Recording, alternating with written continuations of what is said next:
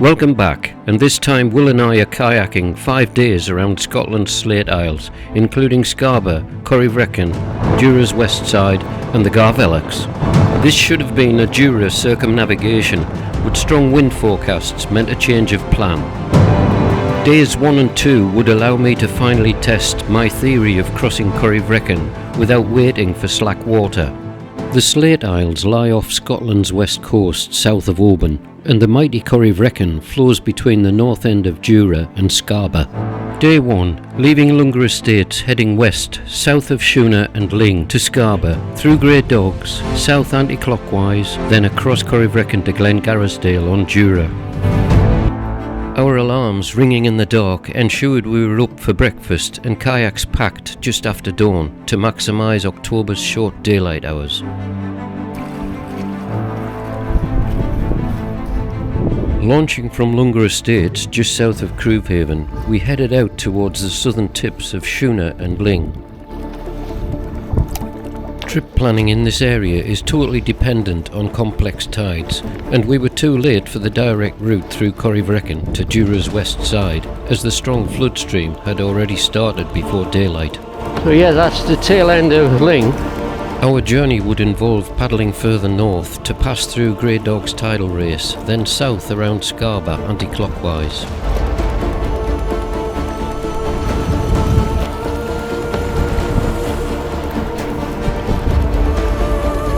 Despite our early start, the crafty local wildlife were already out enjoying their breakfasts too. The heron the other side of that rock.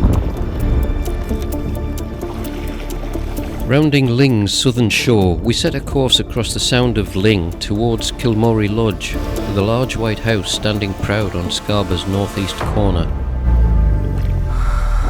Grey Dog's strong tidal race lies just around the corner and runs in the channels between Lunga and Scarba, providing our gateway and bus service to the west side of the islands. Are you going through that central channel? I don't think you'll make it now, actually.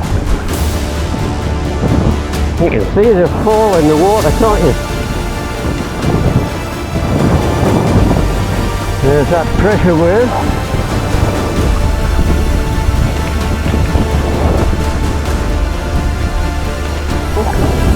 You can see it going downhill.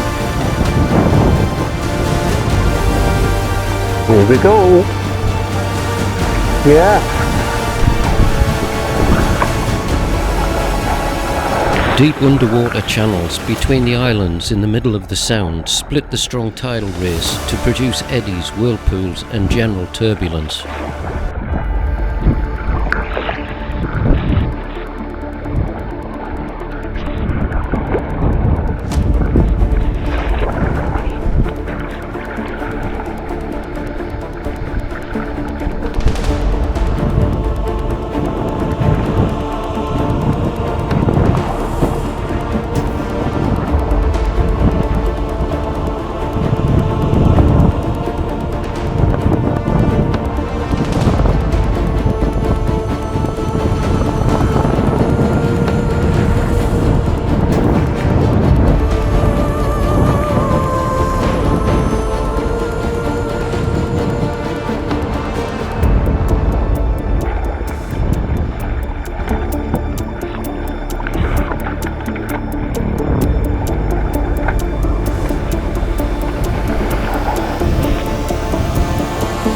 Well, that was a bit of an honour here. White-tailed sea eagles and golden eagles inhabit Scarba, a magnificent sight as we watched this sea eagle hunting along Scarba's cliffs. With time to spare, I refreshed my memory of the odd sparse landing and camp spots along Scarba's coastline, more for emergency purposes, as it would be unwise on this exposed hostile west side. A few well-camouflaged red deer, looking quite ragged at this time of year after the rut, eating seaweed to replace lost nutrients. Distant views of the magnificent Garvellach Islands we intend to revisit and explore again tomorrow. beaches and camp spots in this area change constantly after winter storms blast huge piles of boulders high above normal tide lines.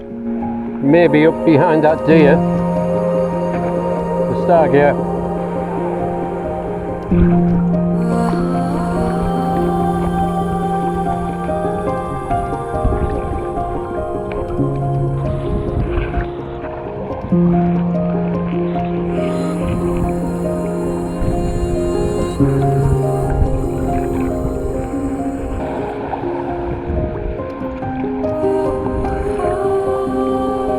These islands are truly magnificent, hostile yet beautiful, eroded and shaped by the regular prevailing savage westerly storms and huge seas.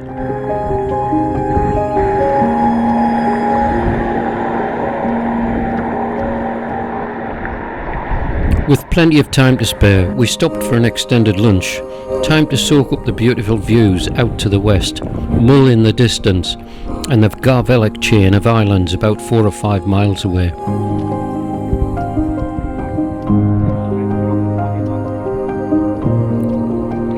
A little explore to check out availability of fresh water and suitable camping areas for future reference.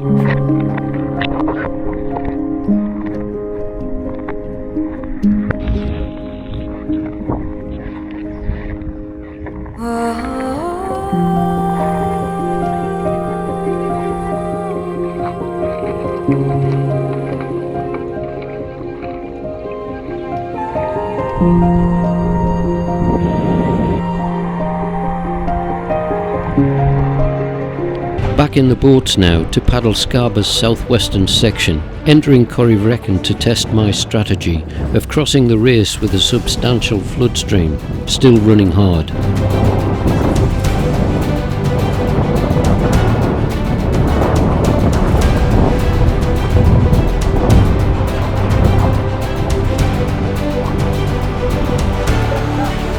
Yeah, very good.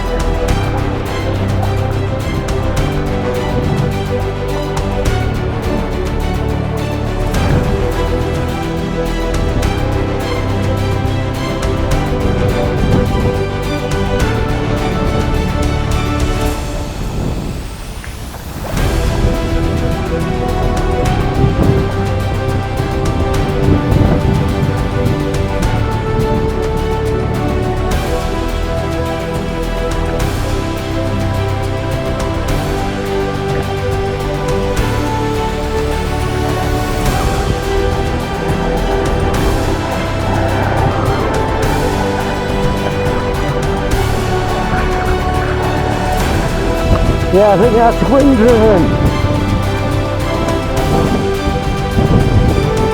I think it's the wind whistling off the end. We turn into Corryvreckan, hugging Scarba's shoreline to test my strategy.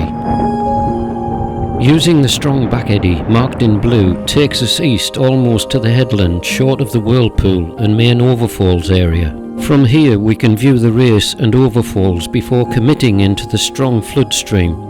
Our actual track in red shows us observing conditions behind the headland before committing into the eddy line and flood stream. Distance gained here would help prevent being swept west on the Great Race.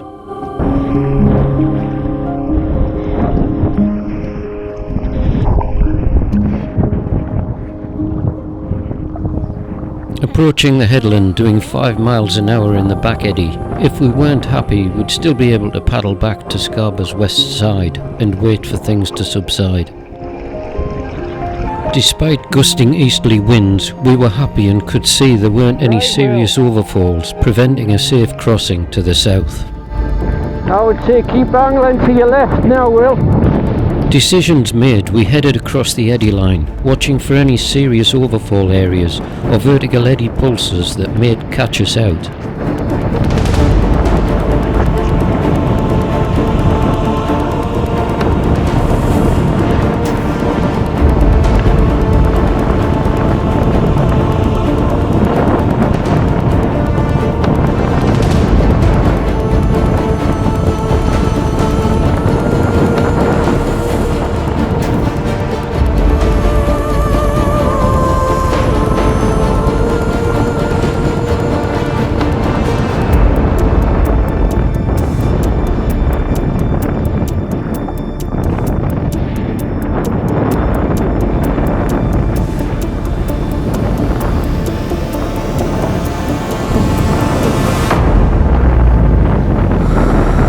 There's vertical eddy in front.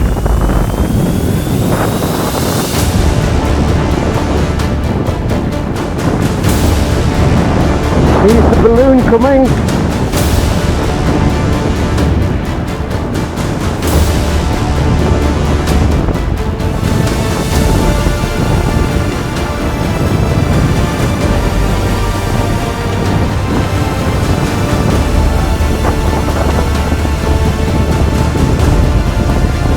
You can see the main overfalls there now.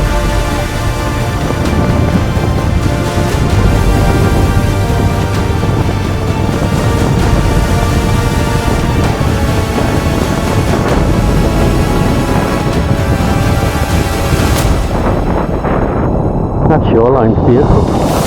That shoreline over there is beautiful. Excellent stuff. It's just push across now. We're not losing much ground actually. Just head further right now, Will. Head further right now. I've been waiting to try this strategy for some years now, as it can allow crossing Corryvreckan earlier in the flood cycle, instead of waiting for slack water, to allow further onward travel down Jura's west coast and ensure camping within daylight. However, my disclaimer is this: I would strongly advise anyone against it. Conditions off the west coast, and particularly in Corryvreckan, are very unpredictable at best, and definitely I'll never use maximum flow or spring tides.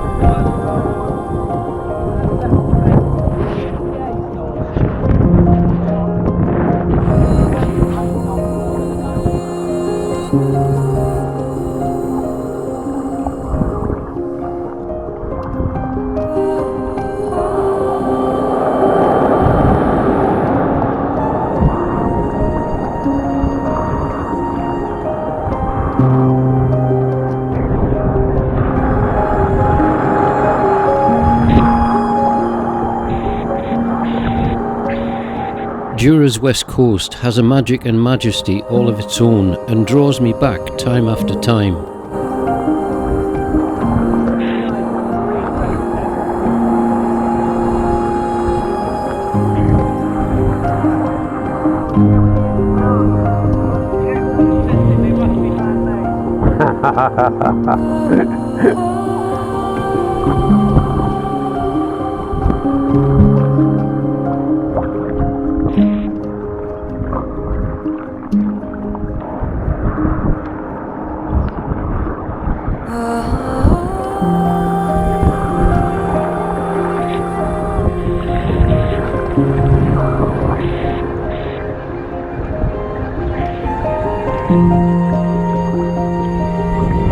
Finally, views of Glengarrisdale bothy, our lodgings for the night. Oh, he's a few years old, that one.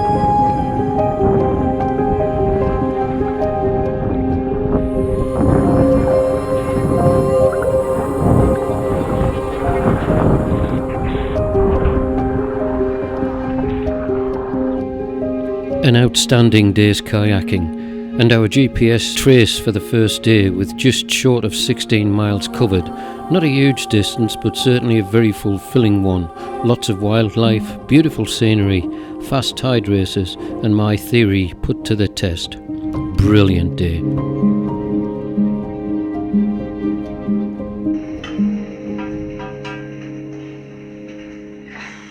A well-earned meal, cooked and enjoyed in the simple comfort of the bothy, to save time putting tents up and having to repack them again tomorrow. Between Croabh Haven and Trinidad. We gathered as much wood as we could find for a nice fire to enjoy as we recounted the day's highlights. And just built their own, he was an architect, quite a handy guy. After a very satisfying day, we turned in for bed, making sure our alarms were set for tomorrow, as we'd need to catch the tide across Corryvreckan.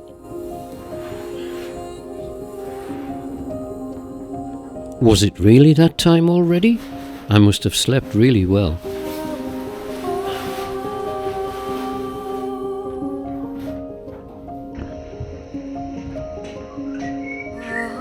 We refueled ourselves for the day ahead, repacked all our kit, and ensured the bothy was left clean and tidy, ready for the next visitors.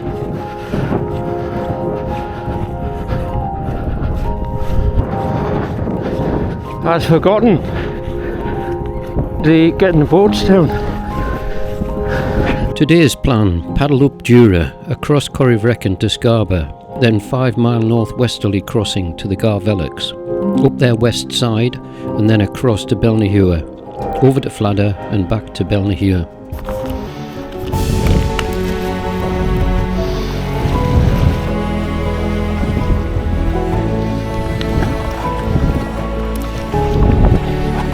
That's us.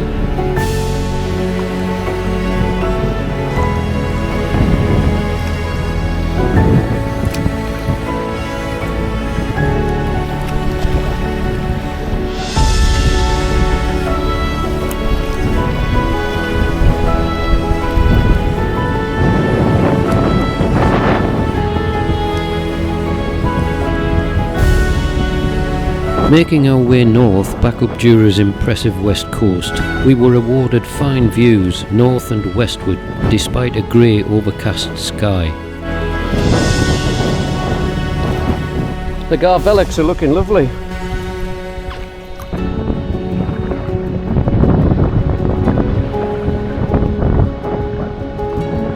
The forecast strong northeasterly wind had arrived, but we turned our attentions towards Scarba and Corryvreckan's ebb stream, feeling its effects as we headed across to the east side of Ealing Moor.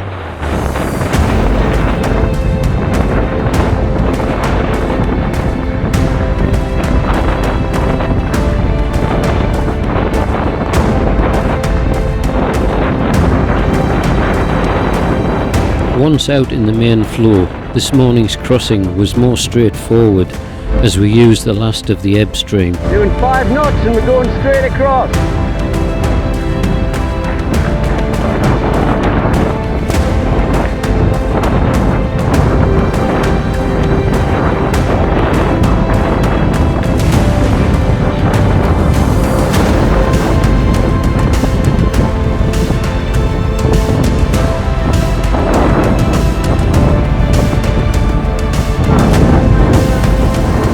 Yep, sounds good. Yeah. Stretch your legs a bit. Once across Corryvreckan, Scarba's shoreline afforded us more shelter from the northeasterly wind.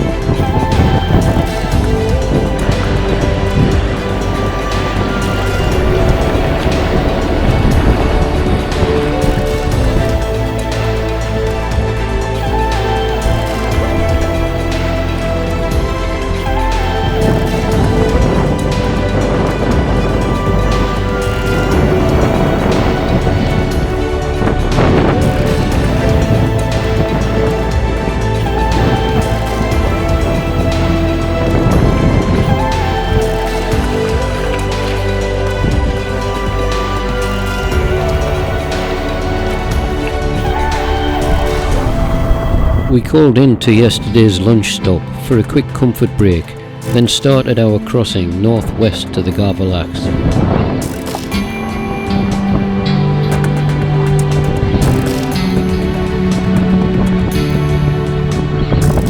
Bit different for you.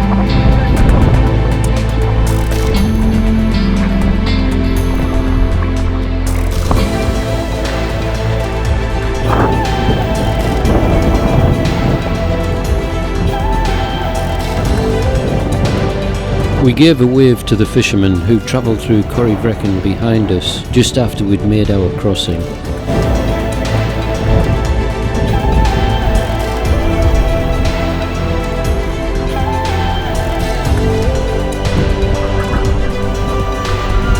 We headed to the southern island of the Garvellachs group, where we'd stop for lunch and explore the ruins. Gordon? The short rounded tail, that one, Violet.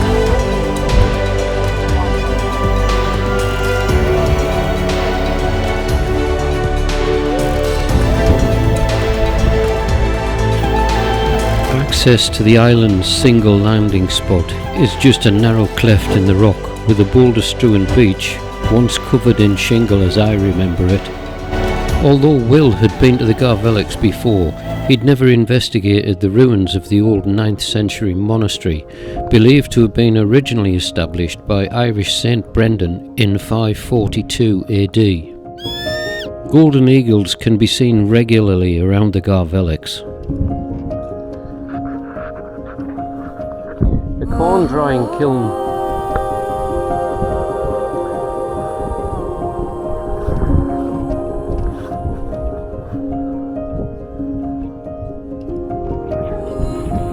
That was the barn. The beehive cell must be over the top then.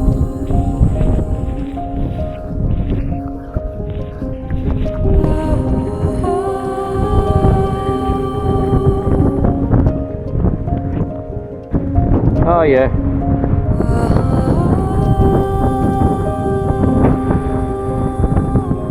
Yeah, it's blowy out there, isn't it?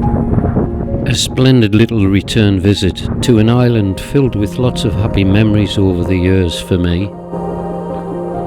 Back to the boats now, and circumnavigation of the entire group before heading across to camp on Belnahua.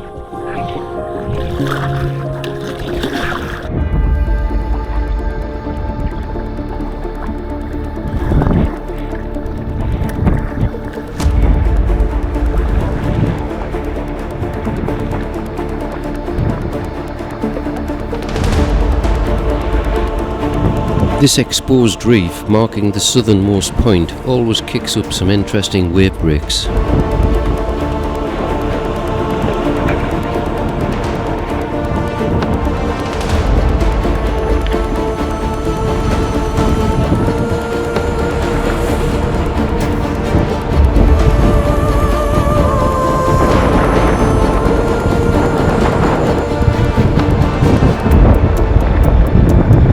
Aye, I'd say it's always good there. That bit's always good.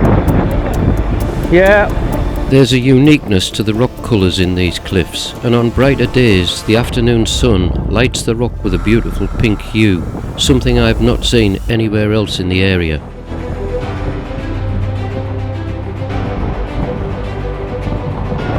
We cancelled our original plan to circumnavigate Jura this week, a wise decision as we were about to find out. Wind increasing rapidly from nowhere, strong gusts and downdrafts almost stopping us dead.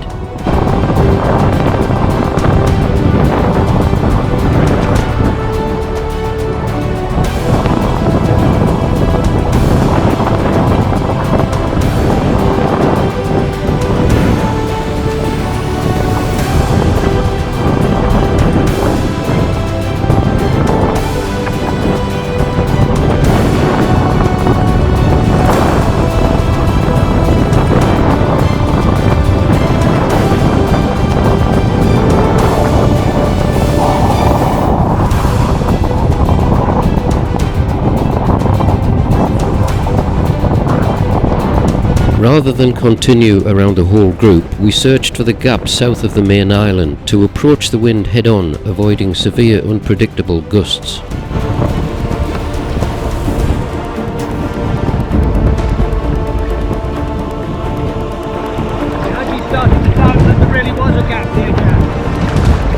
Well, you just couldn't tell. You know, looking at the land, you couldn't see anything dropping away at all.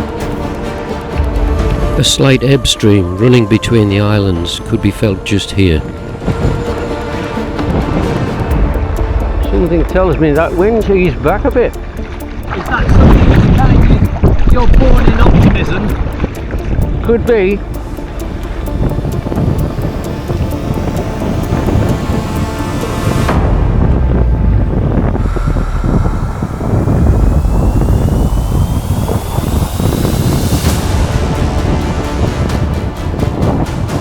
Strong but more predictable winds now on the east side, as we could see squall patterns on the sea well in advance. With good upwind progress made, we could now see the white houses of Cullypool behind Belnahua, our chosen destination for the night.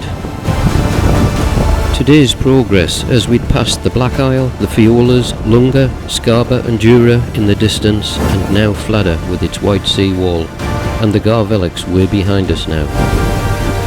An extremely satisfying trip, and even more so in the testing conditions we'd experienced. Still evidence of this area's stronger tides as we approached the reefs around Belnahua, with Fladda peeping through between them. From one of my other videos, I'd had a kind invitation from the owner of the house on Fladda to call in if I was ever passing by, so with daylight in hand, Will and I set off to meet Mike and his niece.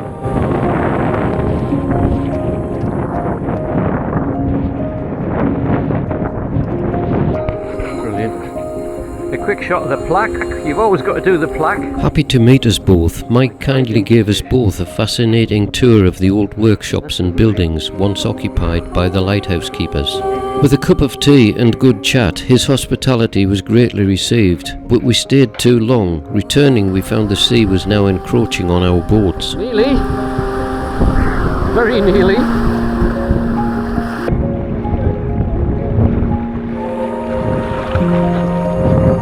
20 to 4, the afternoon light was starting to fade. We set off back to Belnahua to pitch the tents and a well-earned meal. Okay. Off we go. Quite a guy, eh? Yeah. Mike was indeed quite a character, a great guy with loads of stories and history of Fladda and the surrounding area. The lovely hospitality, we could have stayed and talked for hours, but we needed to press on.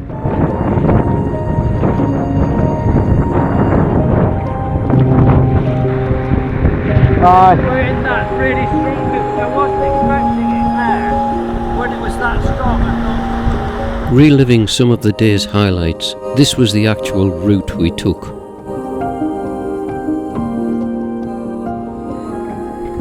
how many times have you camped on here in your life, Jeff? Yeah.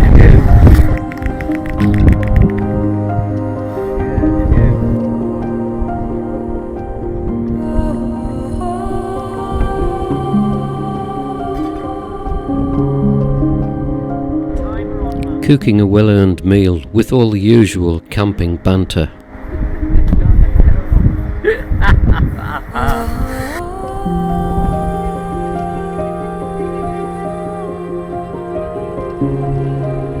Finishing the day with a drink in quiet contemplation in a stunning location with beautiful evening light. This to me is the essence of proper sea kayaking that touches the very soul.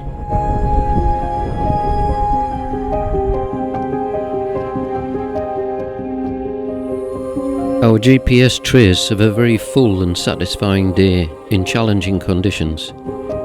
18 superb miles travelled around some of Scotland's most stunning islands.